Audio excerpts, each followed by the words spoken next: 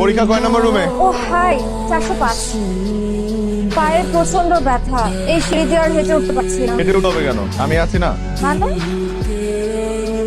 কি করছো তুমি? সারা দেখলে কি বলবে? আমি বললাম তো আমি আছি।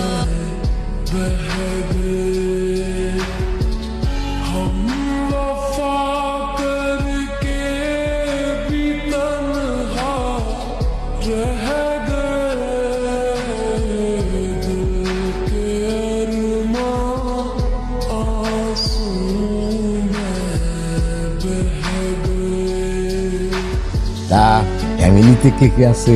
আমার মা মারা গেছে ছোটবেলায়, বাবা আছে আর বড় ভাইয়া। বেশ বেশ বেশ বেশ। বড় ভাই কি করেন? ভাইয়া প্রাইভেট ইউনিভার্সিটির একজন টিচার। বাহ বাহ বাহ বাহ, গুড গুড, ভেরি গুড। তুমি ভবিষ্যতে কি করবা মনস্থির করছো? আমার ফিউচার প্ল্যান এখনো করিনি, মানে করো নাই? বাহ বাহ বাহ বাহ, খুব ভালো, করতে তো হবে। আর মেয়ের পছন্দ অপছন্দ কোনো কিছুই আমি অপূর্ণ রাখি না। আমার একমাত্র মেয়ে, প্রেম ভালোবাসা এগুলো তো জীবনে আসবে, এটা তো স্বাভাবিক, এটা তো হবে। আমার কোনো আপত্তি নাই, আমি মাইনা নিতে পারি।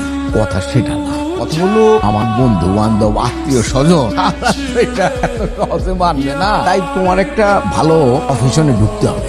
জি জি অবশ্যই, চলতে হলে বা হলে একটা নতুন মানে একটা চাকরি তো খুব দরকার। চিন্তা করছিলাম যে মানে একটা চাকরির জন্য প্রিপারেশন নিব, পড়াশোনা শুরু করব চিন্তা করছি। বাহ বাহ বাহ বাহ। যে আপনি যদি চান যে আপনার মেয়ের জন্য একজন বিসিএস ক্যাডার, তাহলে আমি সেটার জন্য প্রিপারেশন নিব, পড়াশোনা করব। ভালো, খুব ভালো। আমার মেয়ে তো পড়াশোনা শেষ করতে আরো দেরি হবে, এর মধ্যে তুমি নিশ্চয়ই খুব ভালো একটা প্রফেশনে ঢুকে থাকো।